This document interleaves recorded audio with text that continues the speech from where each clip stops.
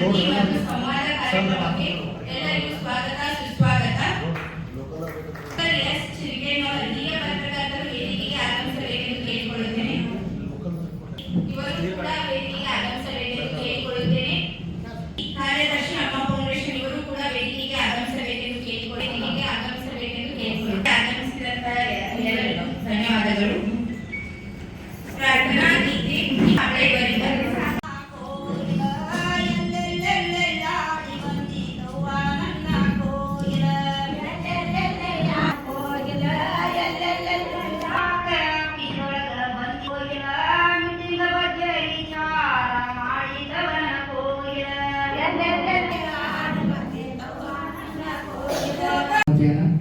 ಇವತ್ತಿನ children of India foundation ಮತ್ತು ಅಮ್ಮ ಫೌಂಡೇಶನ್ ಇವರ ಒಂದು ಸಹಯೋಗದಲ್ಲಿ ಕಳೆದ 6 ವರ್ಷಗಳಿಂದ ದೇವದಾಸಿ ಪದ್ಧತಿಯನ್ನು ನಡೆಗಟ್ಟುವ ನಿಟ್ಟಿನಲ್ಲಿ ನಾವು ಚಿಕ್ಕೋಡಿ, ನಿಪ್ಪಾಣಿ, ಮೂಡಲಗಿ ಮತ್ತು ಗೋಕಾಕ್ ಈ 4 ತಾಲೂಕುಗಳಲ್ಲಿ ಮುಖ್ಯವಾಗಿ ಚಿಲ್ಡ್ರನ್ ಹುಡ್ ಅನ್ನುವಂಥ ಒಂದು ಯೋಜನೆಯಲ್ಲಿ ನಾವು ಕಾರ್ಯ ಮಾಡ್ತಾ ಇದ್ದೀವಿ. ಆ ನಿಟ್ಟಿನಲ್ಲಿ ನಾವು ಪ್ರತಿ ವರ್ಷದಂತೆ ಈ ವರ್ಷವೂ ಕೂಡ ನಮ್ಮ ದೇವದಾಸಿ ಮಹಿಳೆಯರು ಮತ್ತು ಮಕ್ಕಳ ಒಂದು ಸಮಸ್ಯೆಗಳಿಗೆ ಮಾಧ್ಯಮದ ಮುಖಾಂತರ ಸರ್ಕಾರದ ಗಮನಕ್ಕೆ ತಂದು ಪರಿಹಾರ ಕಂಡುಕೊಳ್ಳುವ ನಿಟ್ಟಿನಲ್ಲಿ ಪ್ರತಿ ವರ್ಷ ನಮ್ಮ ಮಾಧ್ಯಮ ಮಿತ್ರರೊಂದಿಗೆ ನಾವೊಂದು ಸಂವಾದ ಕಾರ್ಯಕ್ರಮವನ್ನು ಆಯೋಜನೆ ಮಾಡ್ತೀವಿ.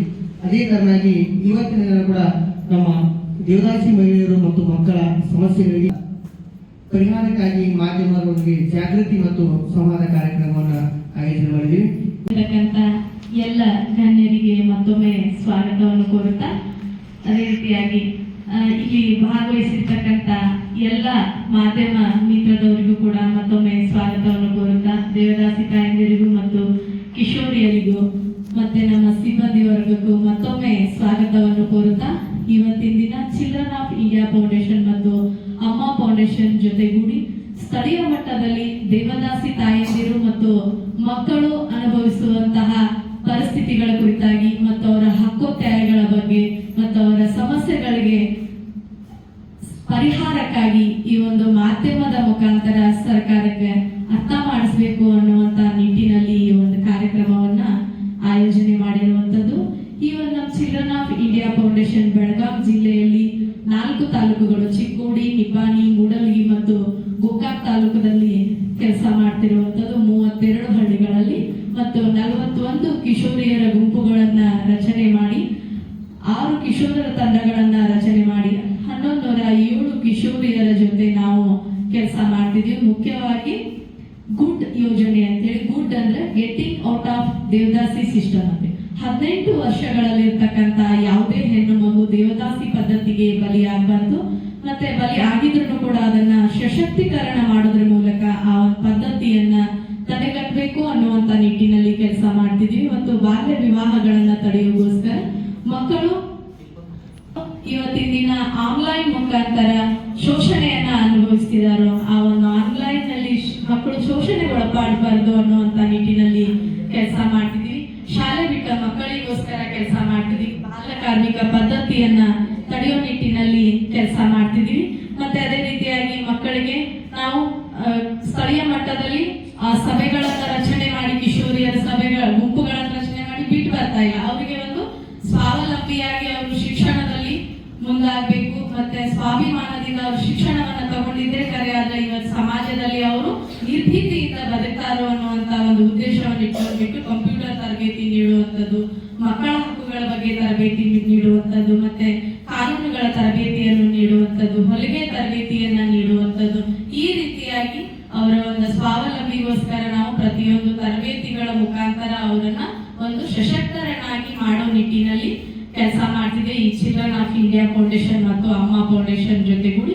ಇವತ್ತಿನ ದಿನ ಏನಪ್ಪಾ ಅಂತಂದ್ರೆ ಸಾಕಷ್ಟು ಸಮಸ್ಯೆಗಳಲ್ಲಿ ದೇವದಾಸಿ ತಾಯಂದಿರು ಮತ್ತು ಅವ್ರ ಮಕ್ಕಳು ಬದುಕಿದ್ದಾರೆ. ಅದಕ್ಕಾಗಿ ಅವರ ಒಂದು ಹಕ್ಕೊತ್ತಾಯಗಳನ್ನ ನಾವು ಸರ್ಕಾರಕ್ಕೆ ಪ್ರಸ್ತಾಪ ಪಡಿಸಬೇಕು ಅನ್ನೋ ನಿಟ್ಟಿನಲ್ಲಿ ಈ ಒಂದು ಸಭೆಯನ್ನ ಅರೇಂಜ್ ಮಾಡಿರುವಂತದ್ದು. ಅದಕ್ಕಾಗಿ ಈ ಸಭೆಯನ್ನ ಉದ್ದೇಶಿಸಿ ಮಾತನಾಡಲಿಕ್ಕೆ ಅವಕಾಶ ಮಾಡಿಕೊಟ್ಟಿದ್ದಕ್ಕಾಗಿ ತಮ್ಮೆಲ್ಲರಿಗೂ ತುಂಬು ಹೃದಯದ ಧನ್ಯವಾದಗಳು.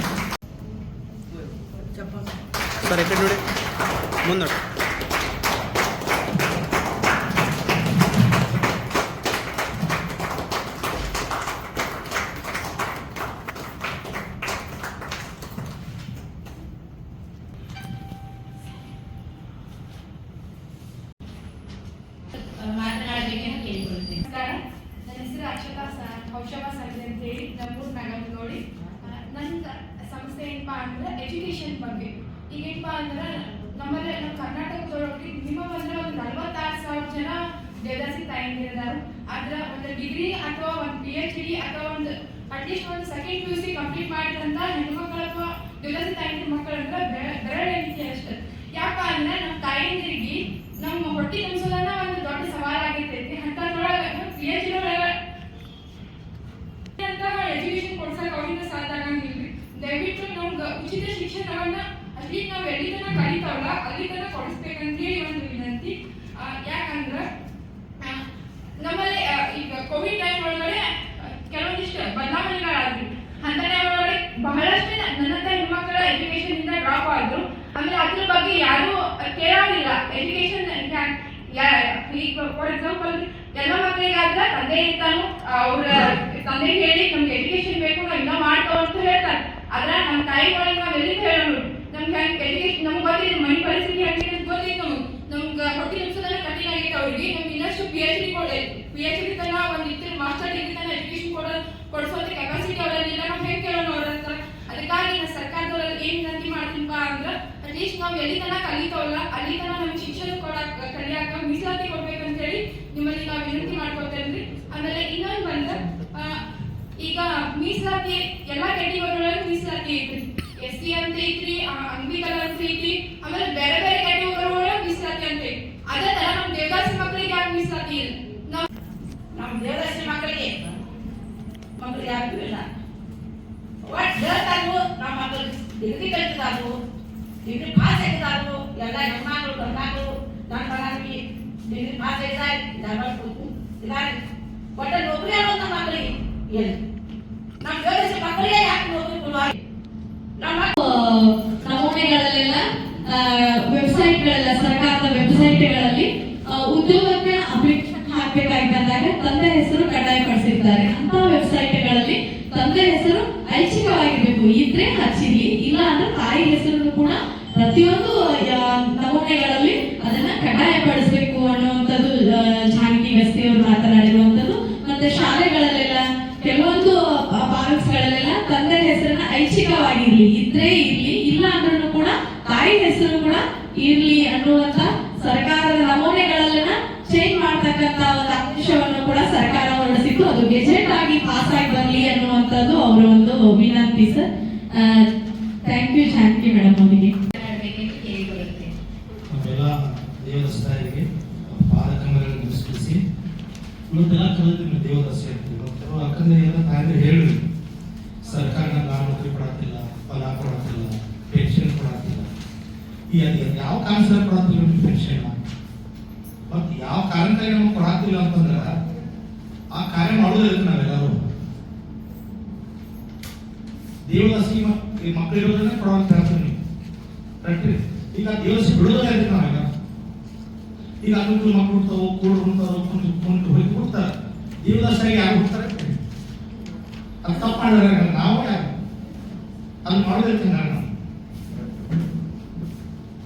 ಇಂಥ ವಿಷಯ ನಾವು ಈಗ ನೋಡಿ ಎಲ್ಲ ತಂಗಿ ಹೇಳಿ ಕಣ್ಣೀರು ಅಂತ ಹೇಳ್ಬೇಕಾದ್ರೆ ನಮ್ಮ ಬ್ರದರು ಹೇಳಿ ಸಮಾಜ ಕಲ್ಯಾಣದ SC ST ಕಾಸ್ಟ್ ಸೆಕ್ರೆಟರಿ ಅದು ನೀವು ತಗೋದು ಶಿಕ್ಷಕಿ ಬಾಬಾ ಸಾಹೇಬ್ ಎಲ್ಲಕ್ಕೂ ಒಂದು ದೊಡ್ಡ ಕಡಿಮೆ ಕೊಟ್ಟಾರವ್ರು.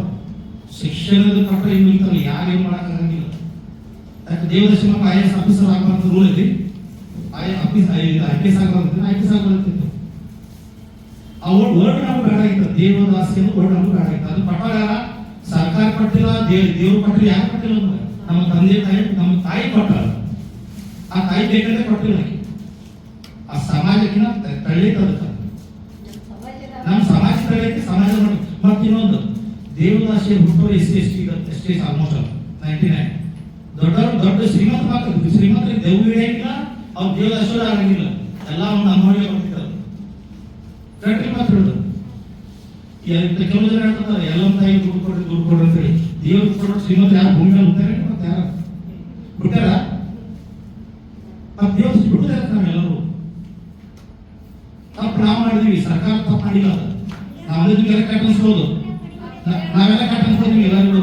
ಯಾಕಂತಂದ್ರೆ ನಾವು ಮಾಡಿದ ತಪ್ಪ ಅದನ್ನ ಆ ತಪ್ಪು ಅಂತ ನಾವ್ ಯಾಕೆ ಮಾಡೋಣ?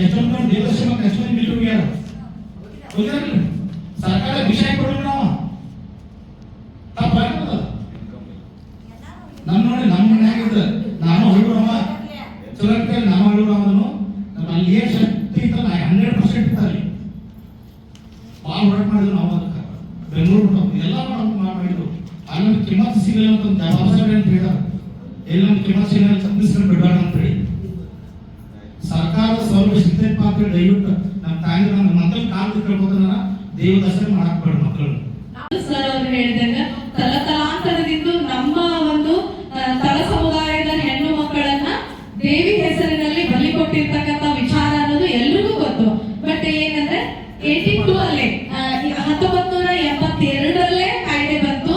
ಸರ್ಕಾರ 15 ವರ್ಷದ ನಂತರ ಈ ಒಂದು ಕಾರ್ಯಾಚರಣೆಗೆ ಮುಂದಿಟ್ಟು ಅದ್ರ ಮೀಟ್ಲಲ್ಲಿ ಆಗಿರ್ತಕ್ಕಂಥ ದೇವದಾಸಿ ಮಹಿಳೆಯರು ಇವತ್ತಿಗೆ ಯಾಕೆ ಮರು ಸಮೀಕ್ಷೆಯನ್ನ ಕೇಳ್ತಿದೀವಿ ಅಂದ್ರೆ ಸರ್, ಇವತ್ತು ಅವರು ಕೂಡ ಮಾಜಿ ದೇವದಾಸಿ ಮಹಿಳೆಯರೇ.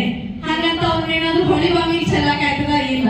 ಏನಂದ್ರೆ ಈ ಹಿಂದೆ ಆಗಿರ್ತಕ್ಕಂಥ ದೇವದಾಸಿ ಮಹಿಳೆಯರ ಒಟ್ಟಿಗೆ ಅವ್ರಿಗೂ ಕೂಡ ಫೆಸಿಲಿಟಿ ಸಿಗ್ಬೇಕು. ಯಾಕಂದ್ರೆ ಇವತ್ತು ಸರ್ಕಾರ ಒಂದು ಏಜ್ ಅನ್ನ ಕನ್ಸರ್ನ್ ಮಾಡಿದೆ ಸರ್. ಯಾರು ಹೊಸದಾಗಿ ದೇವದಾಸಿ ಮಹಿಳೆಯರನ್ನ ನೀವು ಸಮೀಕ್ಷೆ ಪಟ್ಟಿಗೆ ತಗೋರಿ ಸರ್ಕಾರದ ಸೌಲಭ್ಯಗಳಿಗೋಸ್ಕರ ಅಂತಲ್ಲ, ಇರೋ ಅಂತ ಯಾರು ನೀವು 95ರಲ್ಲೇ ದೇವದಾಸಿ ಮಹಿಳೆಯರು ಬಂದ್ರು. ಆಮೇಲೆ ಸರ್ಕಾರ 2007-8ರಲ್ಲೇ ಒಂದು ಸಮೀಕ್ಷೆ ನಡೆಸಿತು.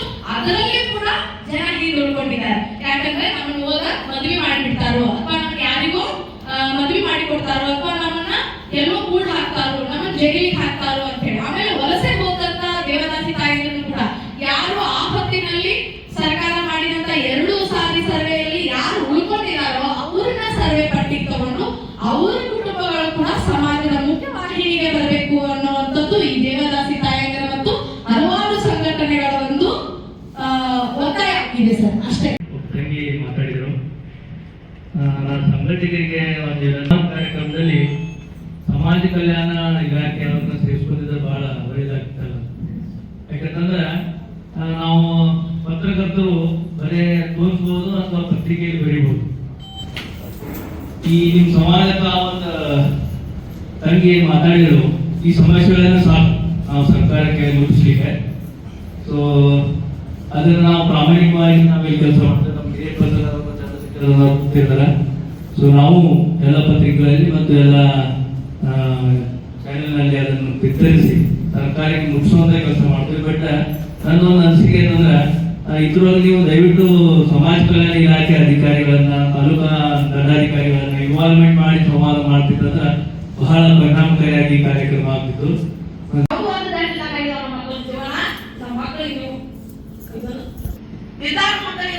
ನಮ್ಮ ಪರಿಸ್ಥಿತಿ ನಮ್ಮ ದೇವದಾಸಿ ಮಕ್ಕಳಿಗೆ ನೋಡಿ ನೌಕರಿ ನಾನು ಹೇಳಿಕೆ ಈ ಸರ್ಕಾರಕ್ಕೆ ಏನಪ್ಪ ಅಂತಂದ್ರೆ ಎಷ್ಟೋ ಸಲ ಅರ್ಜಿ ತಗೋಬೇಕು. ನಮ್ಮ ಅರ್ಜಿ ಕಟ್ಟಿದ್ದೆವು. ಅದು ಎಷ್ಟೋ ಹೆಣ್ಮಕ್ಳು ಅರ್ಜಿನ ಅವ್ರು ಏನೋ ಸರ್ಕಾರದವ್ರು ಕಾಣ್ತಾರಲ್ಲ, ಅವ್ರು ನಮ್ಮ ದನಿ ಕೇಳಿಲ್ಲ. ಅದಕ್ಕೆ ಧೈರ್ಯಕ್ಕೆ ಈಗ ನಮ್ಮ ಜಮೀನುಗಳು ಕೊಡ್ತೀವಿ ಅಂತ ಹೇಳ್ತಾರೆ. ನಮ್ಮ ಮಕ್ಕಳು ಶಾಲೆ ಶಿಕ್ಷಣಕ್ಕಾಗಿ ಎಷ್ಟೋ ಮಕ್ಕಳು ಅವ್ರ ಡೆತ್ ಆಗಿ ಹೋಗ್ತಾರೆ ಅವ್ರ ಪಾಪ.